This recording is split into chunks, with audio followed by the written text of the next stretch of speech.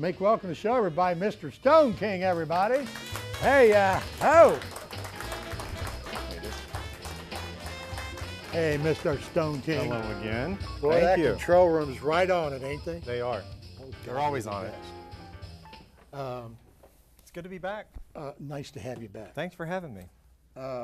Okay, so you're in grade school, and Yes. where did all this, you had this idea that music was going to be a big part of your life? Because you know it's a big part of my life. It started before grade school. Really? Yeah, we lived beside my grandparents, Yeah. who were born 1899 and 1901, and my grandmother played piano, so my earliest music memory is when I was 3 years old. Did you learn an instrument at that time or start somewhere playing? Dabbling on the keyboards a Yeah. little bit, but singing. That's my favorite, is to sing. Yeah. I picked up saxophone and played it for 8 years through school. Wow. I was in choirs, all those things. But in growing up outside of school, I conducted the music at church while my grandmother played. Mm-hmm. And then throughout my years, I would, do you remember Viewmasters? Oh yeah. Oh yeah. Yeah. Love 'em. I used to stare in the Viewmaster because, you know, we only had 3 networks if you were fortunate, 4 if you were lucky. And I was never really impressed by television very much. So I would stare at the Viewmaster, and I had reels of Disneyland. Mm-hmm. Always wanted to go to Disneyland. Wow. And I got there when I was 11, so that was 1975, dating myself here. And it was their 20th anniversary. And I remember saying to my father as we were leaving Disneyland that time, I said, I'm going to be here for their 30th. It just came out of my mouth. Mm-hmm. And the moment I graduated high school, I ended up working at Epcot as part of the opening staff. Wow, that was a big deal. Right. Really. And then learning all I did in Epcot and the Florida properties, I then transferred to Disneyland during a strike. Whoa. When Michael Eisner had come on board. Yeah. So Was that a good thing? Michael Eisner? I don't know. Was No, it's horrible. Okay. I don't like Michael Eisner. He dismissed men that had been working Disneyland for 30 years that actually were handpicked by Walt himself, Oh, wow. Okay. and dismissed them, took away their contract, brought them back as seasonal workers minimum wage. That's the wrong thing to do. Yeah. So I got to see both sides of the Disney company before and after Michael Eisner. And, you know, and at Disneyland, I was dressed like Indiana Jones, firing blanks out of a .45 at fiberglass, charging hippos. When was your last year of being there? I left the Disney company in 1990. Okay. Yeah, I ended up taking care of my parents for 25 years. Well, Yeah. God bless you for that. Yeah, my parents survived a plane crash in the mountains of southern Utah. Wow. So I thought it was my responsibility. It But is. yeah, Right. absolutely. And all those years, everything kept brewing because my inspiration musically, my first memory is 1967 Jefferson Airplane's Somebody to Love. Oh, yeah. Oh, yeah. I go back. Plus, I'm the youngest of 4 siblings, and 4 children. And my siblings always were into older music. Yeah. So I got the influence of my grandmother's turn of the century. My parents loved 40s. 50s, I kind of went, wow, what's that? Glenn Miller? That's brilliant music. Yes. And in high Good stuff. school, right, Good stuff. high school I was involved as a music director for our radio station. And at the same time, I was interning with CBS Records. And this was right before MTV. We were watching music videos in the conference room, and we're just amazed by music video, and all of a sudden, here comes this network, MTV. By that time, I was already with Epcot on my own, working with people that were brought in from those countries, and our common conversation was music.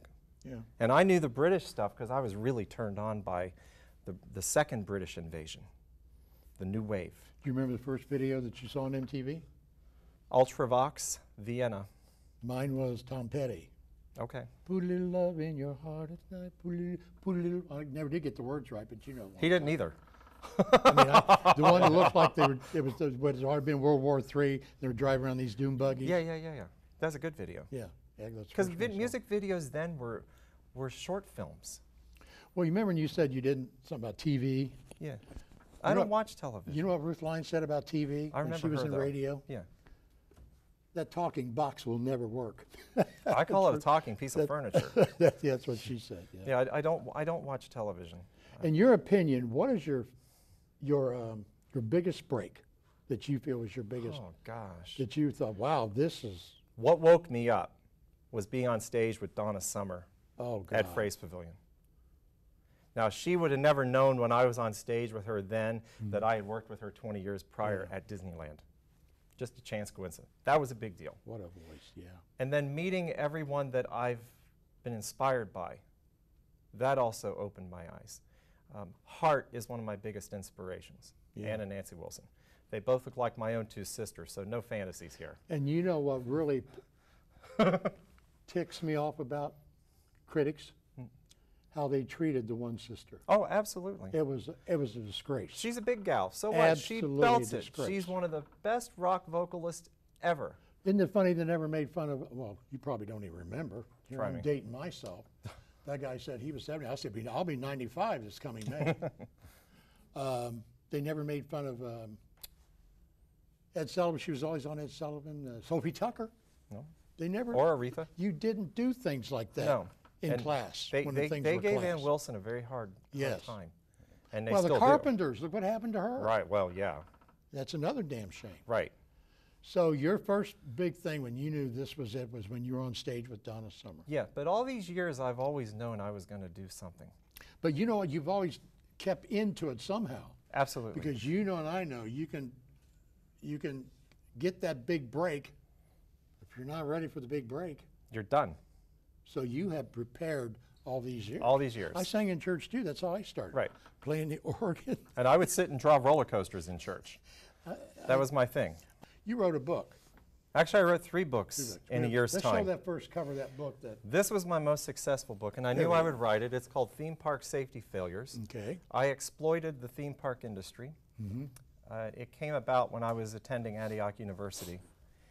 There, at the time, there was an accident in Six Flags Kentucky Kingdom where a rider had her legs chopped off Wow. on a drop ride. And I knew something about that ride was Not and I, right.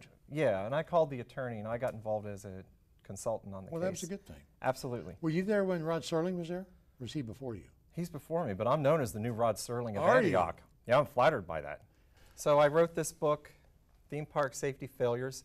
I knew I would always write it, and it was a matter of when am I going to do it? Because I kept having bad premonitions about Kings Island's Son of Beast Yeah. during its construction. And then it all happened. There were really negative circumstances involving that ride. And we want to show a picture of your album cover. Well, hold on. 2 years after I wrote this book, I got injured on a roller coaster. Well, it's a good thing you wrote it then. So I wrote my karma. Somebody right. just got injured recently on a roller coaster. They Just did Some lady in fell out or Texas. something. Right, bad news. So Then I prayed one day that I was looking for a musician, and I go to Antioch, where's mine?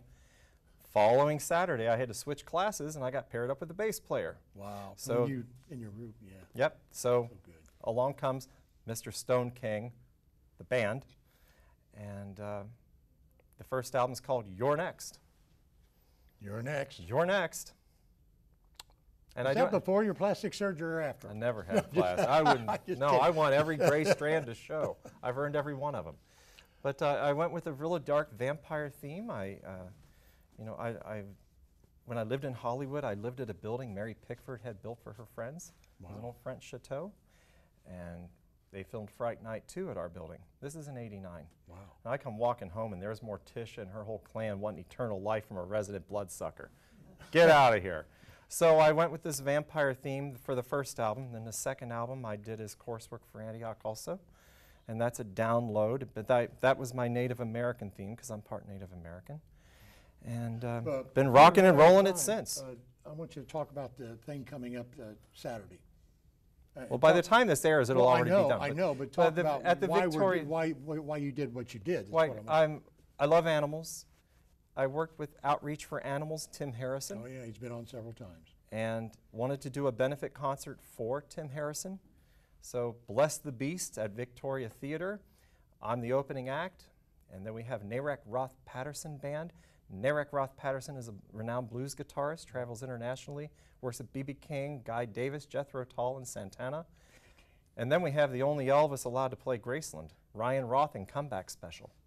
All right. So, like he says, that's going to be, because today's the 15th. So, Yeah. but I wanted him to talk about what he has done for Tim Harrison, because those who watch the show know what great work Tim Harrison does. It's fantastic. So it's great to have you